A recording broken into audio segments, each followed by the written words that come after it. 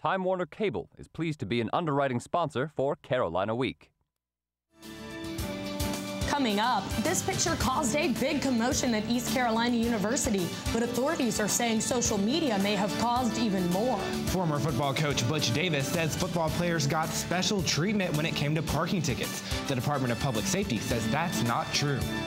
In sports, the men's soccer team moves on in the NCAA tournament while the women's team falls.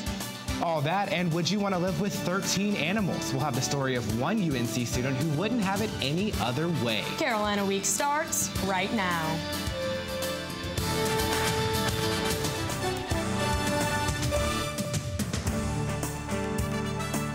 From the James F. Goodman Studio in the School of Journalism and Mass Communication at the University of North Carolina at Chapel Hill, connecting campus and community, this is Carolina Week.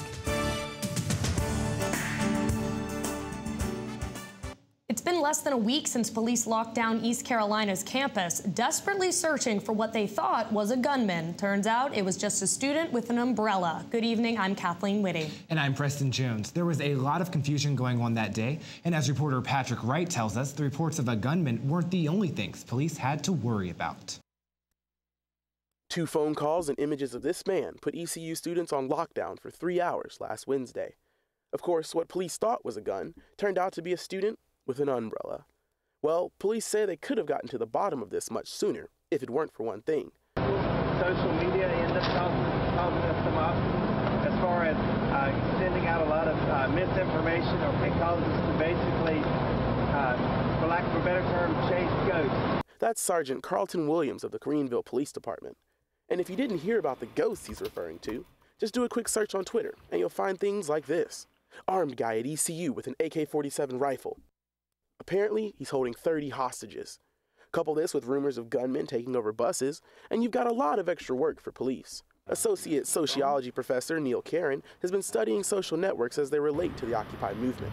He says these sites can be dangerous if misused. It definitely has the potential to spread sort of false rumors. It becomes very difficult for them to separate out, what's a legitimate thing and what's not. And this time, social media didn't make the job easy. In this particular case, the citizens end up working against us. This is sort of an ongoing issue where people just don't know to what extent things like Facebook or Twitter are enabling movements. According to the International Association of Chiefs of Police, currently more than 88% of police departments in the U.S. use social media, and nearly 58% of those not using it are now considering it. And with this growing trend, police say it's important that citizens understand the power of their posts. When you do things that cause fictitious information to go out, it hinders the actual efforts of the police agencies, and it actually delays us from taking care of the real business at hand. So, tweet what you want. Just know someone's always watching. In Chapel Hill, I'm Patrick Wright, Carolina Week. We talked with campus police, and they told us they hadn't thought about this particular issue, that they had not confronted a similar situation. Instead, they've pretty much thought about social media as a means to get out information quickly. More reaction to the clearing out of the old Yates automobile dealership last weekend. Occupy Chapel Hill participants are saying they plan to continue their protest this evening at the Chapel Hill Town Council meeting. This was the scene when heavily armed town police entered the building, removing Occupy members who had taken up residence. There were a few injuries and some arrests, but mostly Occupy participants were saying the police overreacted, using excessive force. The mayor defended the police action. Some council members say they want to know more. The council meeting begins tonight at 7. Town police are saying they know the identity of the dead man found by a jogger over the weekend. His name is Shane Scott Pease, and he's from Fort Bragg, thought to be a soldier from Montgomery County, North Carolina. The body was found in a creek just off Bowling Creek Trail at 9 a.m. Saturday. Rescue crews declared the man dead at the scene. Police have not given a cause of death.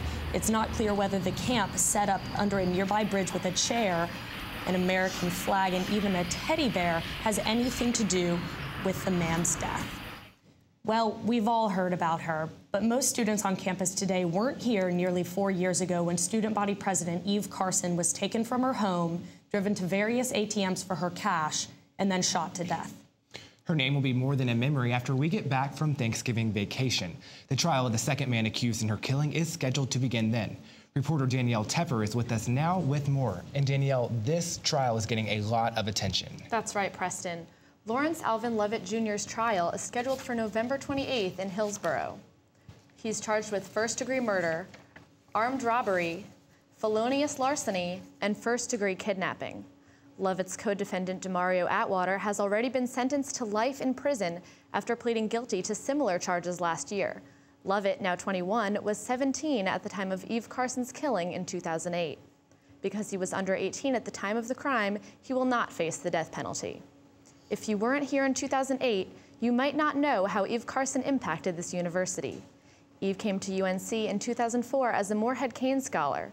She was elected student body president as a junior in February 2007. In the early morning of March 5, 2008, Eve was taken from her home. Records show that her ATM card was used to withdraw money at 2 banks before she was shot and killed about half a mile from UNC's campus. Since Eve's death, UNC has set up the Eve Marie Carson Memorial Fund to honor her memory and her contributions to the university. Danielle, thank you for that. And of course, look for updates here on Carolina Week as the trials progress. Since Eve Carson's death, school officials say they have worked hard to improve security at UNC. You might recognize one change because we've all seen them around campus. Blue light emergency call boxes allow a person who feels threatened to push a button on the box and be directly connected with 911. In 2008, only 49 of the 70 total boxes were fully functioning. Since Eve Carson's death, 62 boxes are fully functioning, and officials say an additional 3 off-campus blue lights have been installed. DPS is looking into installing more off-campus boxes on Franklin, Rosemary, and Church Streets. Campus police are looking into a case of vandalism at a UNC landmark. Bright red, blue, and black paint now splatters the walls and the floor of the UNC Bell Tower. The tower has been part of the UNC landscape since the 1930s. According to a police report, the estimated damage total is more than $2,000. No suspects tonight, according to a spokesman for the department. They say it happened late Saturday or early Sunday morning.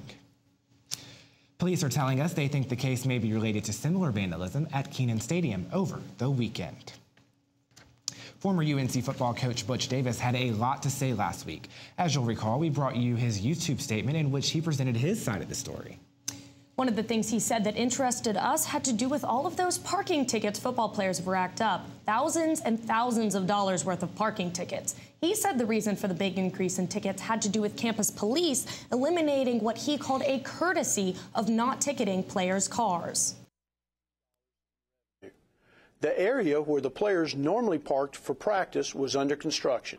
Davis is referring to the parking made unavailable by the Blue Zone construction. So over the course of 3.5 years, 11 players accumulated 395 parking tickets. Players began racking up tickets using reserved spaces, blocking fire lanes, and even parking in handicapped spots. And the courtesy of not issuing parking tickets for the students attending practice had been eliminated. So was there ever a courtesy given to players attending practice? We contacted the Department of Public Safety to find out. Officials with the Department of Public Safety refused an on-camera interview concerning Davis's YouTube video or even to comment on it, saying Davis is no longer part of the university. Spokesman Randy Young would not specifically comment on Davis's reference to the word courtesy when talking about the football players' tickets. However, he did say a car owner is not identified as a member of a certain student faction before a ticket is issued. So what does this mean? One is left to conclude that campus police would be unable to provide such a courtesy. He also said, "We know where players are likely to park, but that does nothing to guide policy. It's not part of the enforcement." Butch Davis says there was a courtesy, and DPS denies any existence of courtesy given to players. Academic irregularities were a part of Davis's firing and the case involving the NCAA. And one of the departments implicated in all this was African and Afro-American Studies. A new chair has been named to that department tonight. Professor Eunice Saleh will be the new chair starting January 1st. Former chair Julius Najoro resigned in August after questions were raised about football players and independent studies. Not one, not two, but 13 animals. That's how many one UNC senior has living with her as part of her own in-home animal rescue. Reporter Cassie Scarsha takes us inside this student's home to show us just why she is dedicating her life to animals and just how she balances it all. UNC senior Erin Haldaway studies for her biology degree during the day and then goes home to take care of her 13 pets at night. These aren't just normal house pets. They all live with her as part of her in-home animal rescue called Paws Rescue. Basically, you get up an hour and a half early, you come home and you deal with them. You don't stay out late, you don't go on vacation. You know, I mean, you make sacrifices, but it's so worth it. And the sacrifices she makes are big, because all the animals she rescues are hours away from being euthanized. So we picked out a pit bull, we went and grabbed her, and we basically saved her life. She was going to be euthanized that night. Hauled away, her boyfriend Nick Stewart, and all the animals live together in their Hillsborough home. Stewart helps Holdaway rehabilitate and retrain animals like Kahala, whose previous owner abused him, and Kabuki, who is terminally ill with feline AIDS. Stewart says he supports Holdaway because he knows this is her one true passion. I love old animals, I love sick animals, I love ugly animals, I like animals that nobody else wants, and those are the ones that touch my heart. And I think every life, no matter what, is worth the exact same. But saving their lives doesn't come cheap. Caring for the animals costs Holdaway and Stewart $400 each month at least, and when medical bills pop up, that total skyrockets. And remember, Holdaway is also a student. Some people are skeptical about all this. My mother never thought that this was something that I should be doing. She thought that this is something that you only lose money in, but we pushed through, and I basically showed them that this could work, it's happening. And Holdaway has no plans of stopping anytime soon. She hopes to one day have the biggest rescue in the United States. It's so much fun, and it's the best feeling in the world. You could have the worst day ever, and you come home and they don't care, and they just make everything seem like it's okay. Despite her life being crazy, Holdaway says she wouldn't have it any other way. In Hillsborough, I'm Cassie Scarsha, Carolina Week. If you're interested in learning more about the rescue or are interested in adopting one of the animals, visit our website, carolinaweek.org, for contact information. One grandfather's got talent, and he's passed it on to his famous grandsons. Can you guess which singing trio he's related to? Up next.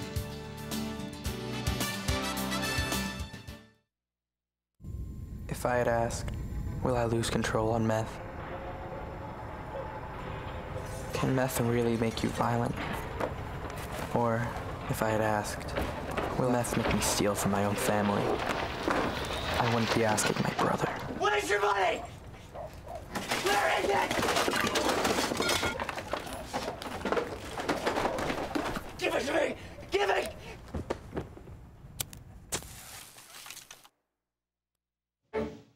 It looks like students will be digging deeper into their pockets next year to pay for tuition. Our school remains a good deal financially, but still, at this rate, after a week of student protests like this one, the UNC Board of Trustees still passed a tuition increase for next year. In-state students will pay more than 15% more, about $800, while out-of-state students will pay 6.5% more, or about $1,600. The increases still have to be passed by the UNC System Board of Governors and the NC General Assembly. UNC is not the only school with student protests against tuition increases. Similar protests at the University of California at Davis are getting national attention. Take a look at this YouTube video. You can see police coating students with yellow pepper spray. That's harsh. The students were protesting tuition hikes and had joined forces with Occupy protesters. When campus police asked them to move their tents, the students sat down and police sprayed them. Some were even sent to the hospital with severe burns.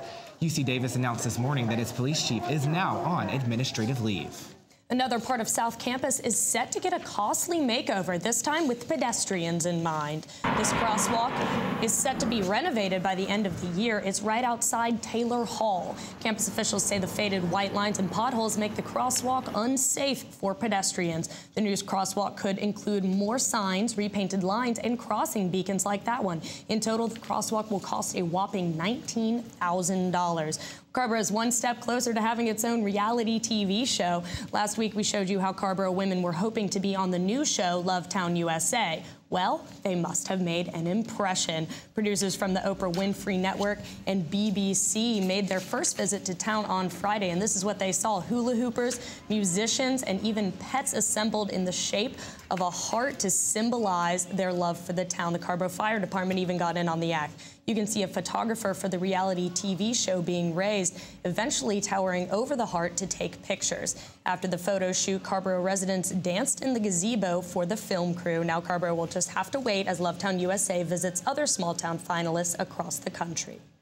Okay, so their music may not be what you're into these days. Admittedly, I kind of like them, but for 12 and 13-year-old crowds, the Jonas Brothers are a big deal. And as Lindsay Hawkins reports, there is a North Carolina connection. I'm hot, you're cold, you go around like you know. The Disney-bred pop trio, the Jonas Brothers, has sold more than 8 million albums, received 36 gold and platinum album certifications, and have a slew of awards and nominations to their name. What you might not know about these teen heartthrobs is that they have roots right here in North Carolina.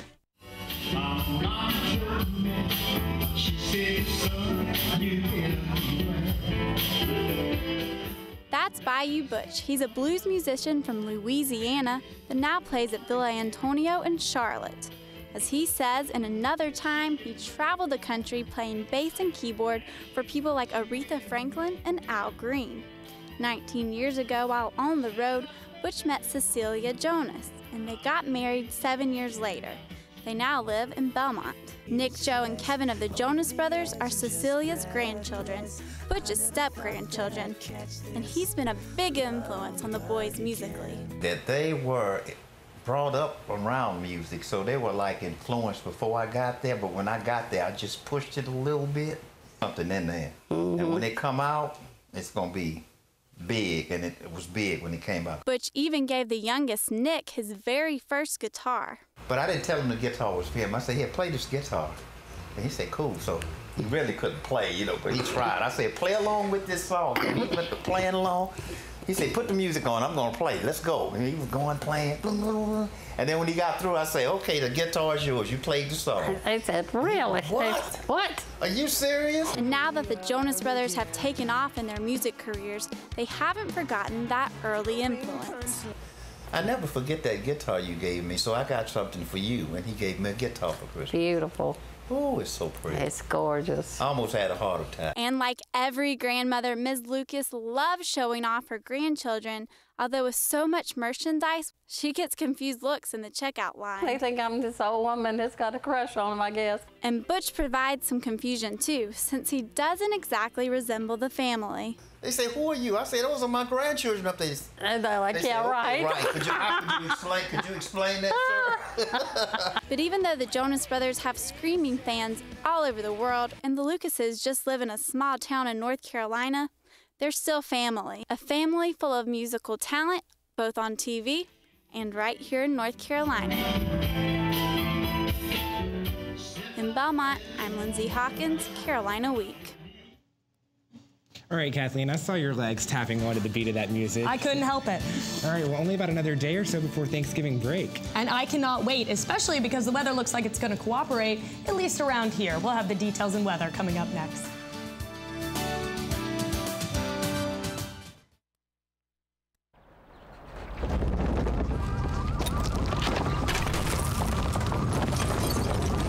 Up to 40% of businesses never recover after experiencing a major disaster. Make a plan at ready.gov/business.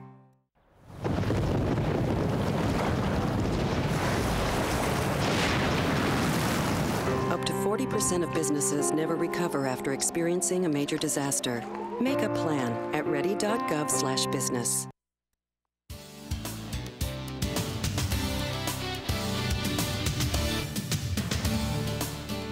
Good evening, I'm Suzanne Wilson with your Carolina Week 5-day forecast coming up.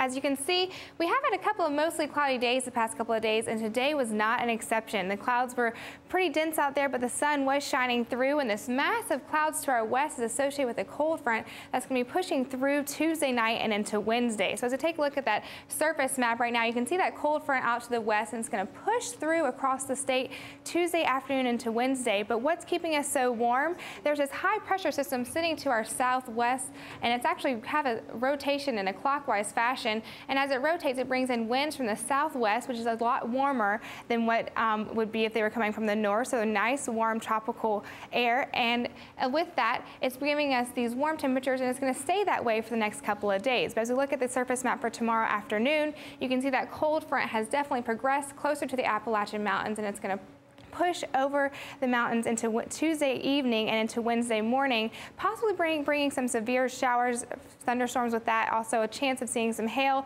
maybe even some isolated tornadoes, and it's all going to be overnight as that front moves across the state. So make sure to keep in touch with your weather tomorrow evening, as there could be some severe weather. But the rain will not be hitting central North Carolina until late in the day on Tuesday and starting Wednesday morning. So take a look at tonight. We have mostly cloudy skies. Showers are possible in the northwestern part of the state, and that's all due to that cold front beginning to approach the Appalachian Mountains, but not here in central North Carolina. We will not see any rain. Temperatures in the mid-50s for the state. Tomorrow afternoon, mostly cloudy skies. Showers start late in the day. Again, they could be severe, so keep in touch with weather. Temperatures will still be warm, right around 70 for the day. And as you're thinking about Thanksgiving, definitely going to be a nice day because it's going to start to clear up. In Asheville, if you're going to the mountains, 56 there. Charlotte, right around 62. Here in the Triangle, right around 60. If you're going to the coast, low 60s for the coast.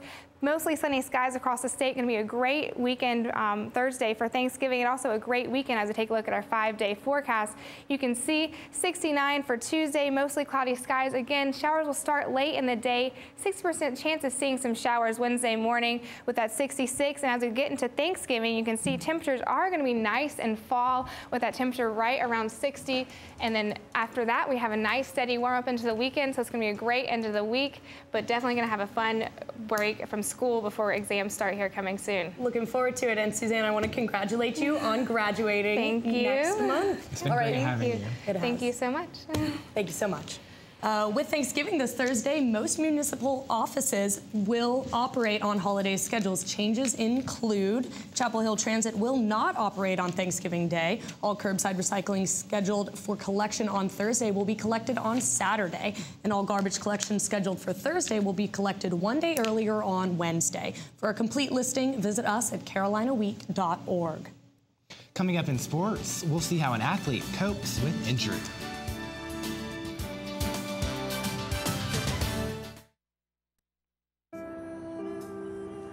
You realize that 49 million Americans struggle with hunger? That's 1 out of every 6 Americans. These people are around us every day. They're our friends, they're our coworkers, their kids go to school with our kids.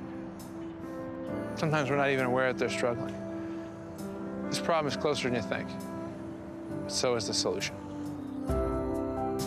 Play a role in ending hunger. Visit feedingamerica.org/hunger and find your local food bank.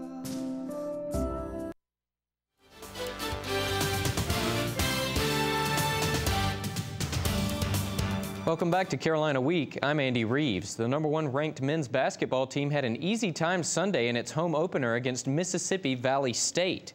The crowd at the Dean Dome was fired up for the new season. There you see Coach Williams throwing some t-shirts to the fans. Must have been a bad throw there. But the Heels came out running as they always do. There's Dexter Strickland with the flush. John Henson also showed off his new offensive repertoire. Nice little floater. He finished with 18 points, and the Heels broke 100 for the first time this season with dazzling plays like that. Wow, nice pass. The Heels win 101-75. The UNC men's soccer team will be moving on in the NCAA tournament after this game-winning shot by Enzo Martinez. The Heels found themselves down twice against Coastal Carolina's high-scoring offense, and Coastal's keeper held the Heels scoreless in the first half. But there's no stopping shots like this one by Kirk Urso. Check this out. Really nice goal, and it was so good, we're going to watch it again. UNC will take on Indiana at home this Sunday. Well, it wasn't all good news for Tar Heel sports this weekend. The women's soccer team lost 5-4 in penalty kicks to Central Florida on Sunday. This is the second year in a row the Heels have lost in the third round of the NCAA tournament. And speaking of heartbreak, the UNC field hockey team fell 3-2 in overtime to Maryland in the national championship game Sunday afternoon. The Heels held a 2-0 lead with 4 minutes to go in the game, but the Terps were able to tie the game and finish the Heels off in overtime. This is the second year in a row for them that they have fallen to Maryland in the title game. The football team will play its final game of the regular season on Saturday against arch-rival Duke. In last year's game, the Heels racked up 519 yards of total offense, including 255 yards on the ground. That's Sean Drone with the rushing touchdown. The Heels will be looking to put some more moves like this sweet spin by Drone on the Devils in this season's game. Duke has the 80th ranked rushing defense in the country. The Heels will also have to focus on shutting down a vaunted passing attack. The Devils boast the nation's 28th best passing offense. Well, the game against Duke on Saturday will be senior night, but safety Matt Merletti won't be playing in his final home game. Reporter Clint Hanna checked in with Merletti to see how he's dealing with what could be the end of his football career. Senior Matt Merletti usually leads the Tar Heels onto the field with an American flag. But after suffering a knee injury on this play against Clemson, there's a chance Merletti won't put on a Carolina helmet ever again. By the time I got in the locker room and everything, that's when the whole sadness thing hit, and I broke down into tears, and it was just a devastating feeling, the whole thing. Dr. Elizabeth Hedgepeth teaches sports psychology at UNC. She says that type of reaction to a severe injury is pretty common. First, they go through grieving because they've lost something. They've lost their identity, they've lost their sport, they've lost what they were all about. But the injury wasn't as bad as Merletti initially thought. After a surgery that left him with only a few small bandages, Merletti isn't even using crutches. But he isn't ready to play just yet. Merletti has spent more than 1,000 hours practicing football on this field. But if you're looking for him now, Merletti can likely be found right here doing his knee rehabilitation at Kenan Stadium. Rehab does get a little boring and kind of frustrating at times. Hedgepeth says rehabilitation can actually frustrate an athlete as much as help an injury. There's nothing fun about rehab. I mean, it is just bloody boring. I mean, you can only do so many leg lifts. After a while, you just go bonkers. Merletti says during rehab, he thinks about getting back on the field.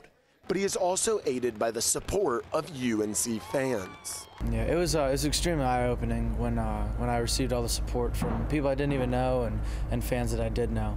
And that was a great feeling to know that I had people to kind of fall back on. Merletti says it would mean the world to him to play one more game in Carolina blue. But the doctors must clear him first, and they're unsure about that right now. In Chapel Hill, I'm Clint Hanna, Carolina Week.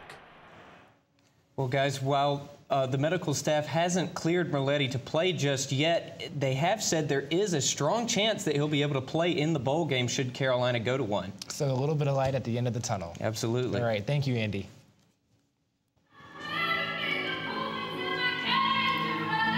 Up next, some beautiful vocals from this weekend's Glee Club performance.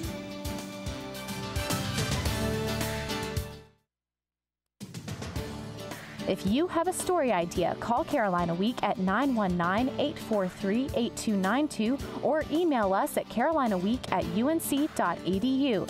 If you have questions about this program, write Carolina Week at Campus Box 3365, UNC-CH, Chapel Hill, North Carolina 27599. Be sure to check out Carolina Week and Carolina Connection online at carolinaweek.org. Gleeks, or people who like Glee Club groups, came out to watch the UNC men and women's Glee Clubs perform Sunday evening at Hill Hall. The women started the evening with classical hymns, and they were joined by a handbell ensemble, a chamber orchestra, and guest soloist Andrea Moore. Then it was the guys' turn. They started their set with somber melodies, but they lifted the crowd's spirits with the Broadway hit, Always Look on the Brighter Side of Life. And they even threw in some dance moves. Pretty great thing they have going on there. I've never been out there, but I've always heard those performances are a lot of fun.